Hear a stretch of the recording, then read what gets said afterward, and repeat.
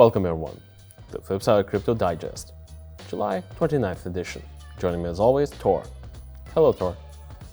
Hi, Martynas. How are you doing today? Better than I deserve. Today we shall go rapid fire. Hopefully the viewers at home really enjoy the fact that we will not be rambling on. Let's get to it. First story of the day.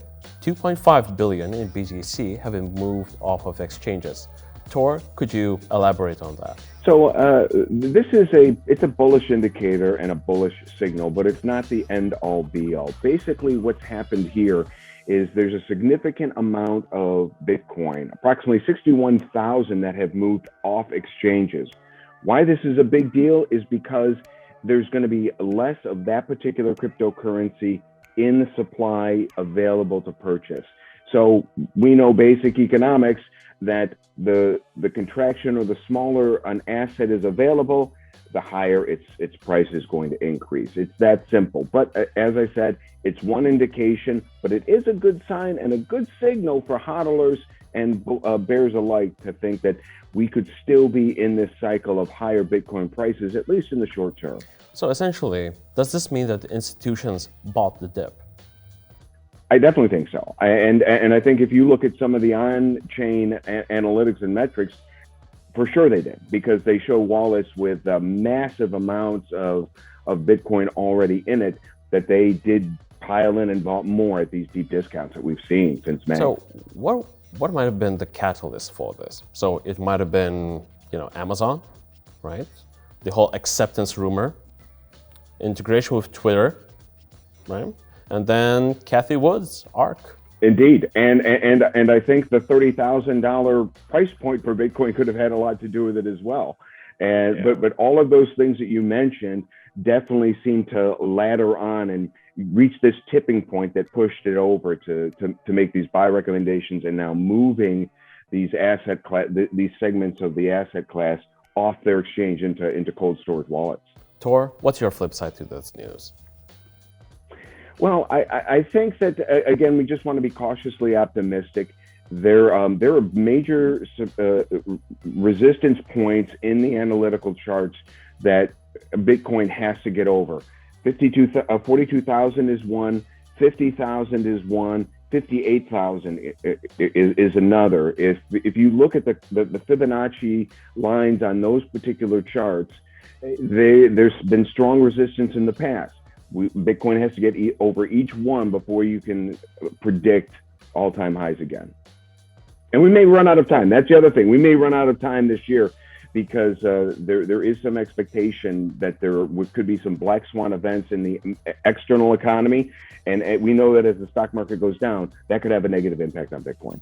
Absolutely. So for the viewers at home, this is a bullish indicator, but please, for the love of St. Pete, do not invest more than you can afford to actually lose. Second news, Congress proposed reporting transactions. And Israel transaction reporting over 51K in crypto taxes. And Binance also launched a tax reporting tool. A lot of tax news. So could you elaborate, Tor? You know what I think is interesting about this, especially the issue about the Senate here in the U.S. launching this proposed crypto tax. The reason and the rationale, what they're hoping to do with it, is to use the funds. They're expecting to raise nearly $30 billion to help pay for their $550 billion infrastructure build out. Now that infrastructure bill will increase basic roads and highways and such, but the interesting thing is it wants to upgrade the power grid. And so I think that what they want to do is they're saying, oh, well, these cryptocurrency miners, they're using excess energy. Let's make them help pay for this. And in my estimation, the first time I read this, I was like, it reminds me so much of tobacco tax to pay for healthcare. In this country, they have crazy taxes on cigarettes and different types of tobacco, and they use a lot of that to offset the cost of healthcare, rationale being that tobacco users use more of those healthcare problems, the emphysema, lung cancer, all those types of things. So they're saying we need to penalize them and make them pay for it more. To me, it's almost this kind of circular logic that we want to penalize those to pay for what we need. And anyway, so that was my thinking about it. Good or bad, taxes and death are the only certainties in life, according to Mark Twain. So I think that we just have to kind of come to this realization that we have to live with this for now, at least. Yeah, and actually, to give a flip side to that, maybe it's a good thing that people will be more understanding that you have to pay your taxes. This is still, we are trying to go into a crypto space, but crypto still needs to pay taxes. It's not a utopia, it's reality. Let's move on. Uniswap. Uniswap hinted on partnerships with PayPal and Stripe. Oof, that's a biggie. Could you elaborate?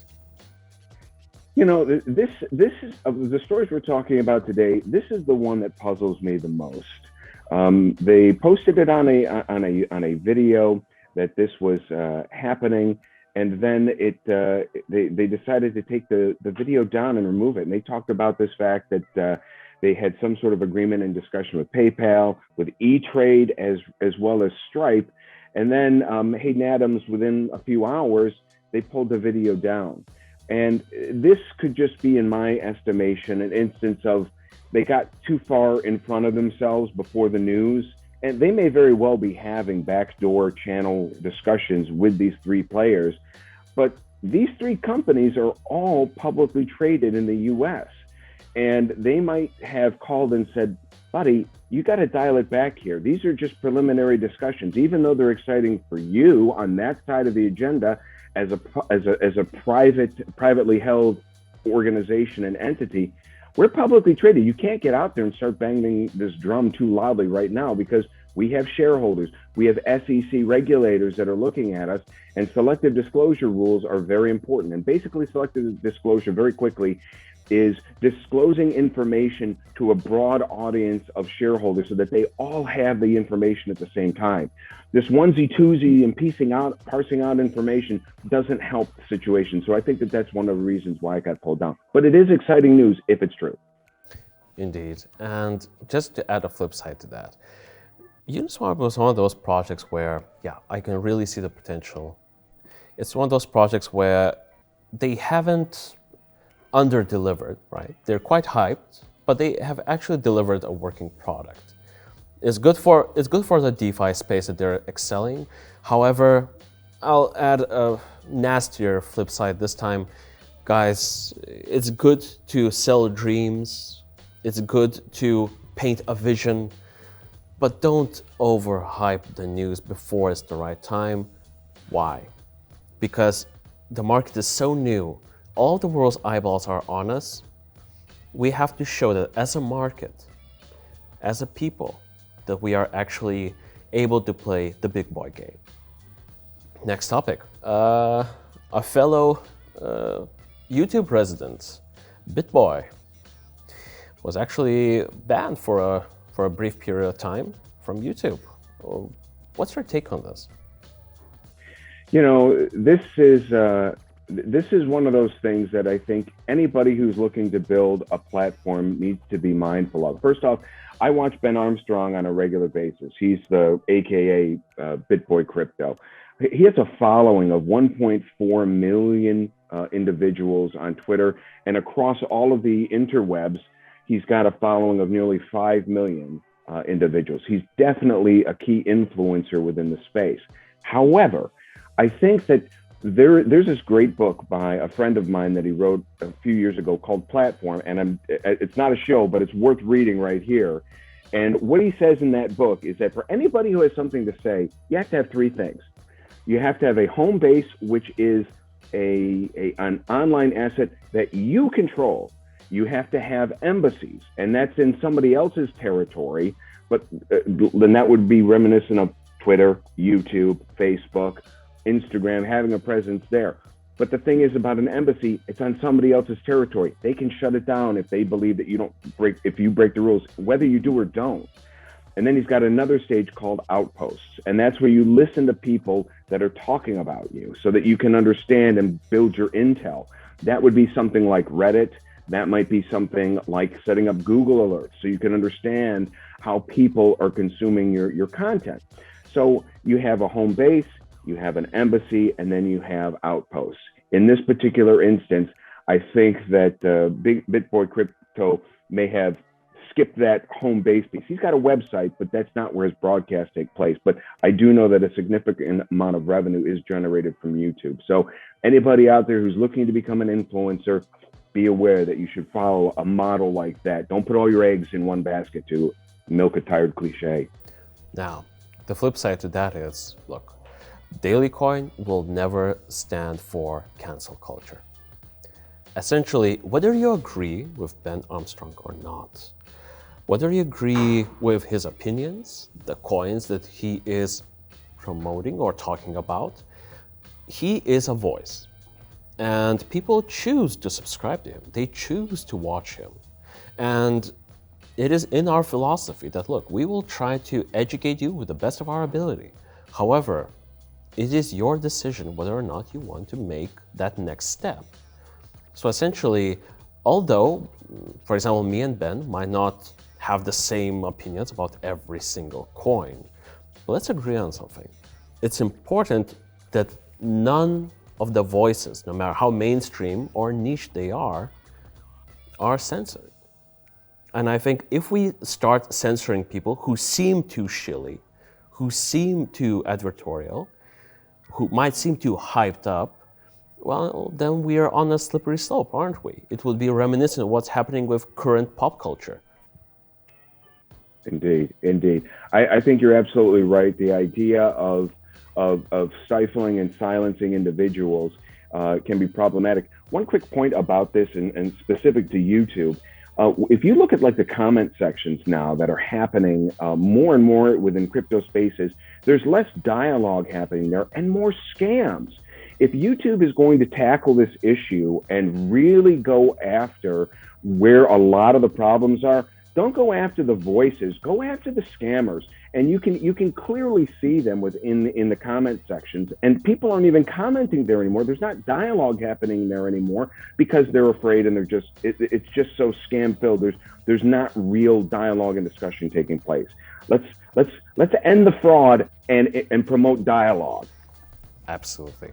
So last topic, I kind of wanted to talk about stoner cats and Ethereum, but let's be honest, free speech to our platform, to us, is just so important. Let's put a couple more minutes into that. I mean, at this point, I'm a bit afraid of what's going to happen with crypto journalism in the future, right? So you have to do a news desk, a proper one. It costs quite a bit of cash. Believe me, as a CEO, I know that to have a proper news desk, have sourcing for your news, to have proper editorial,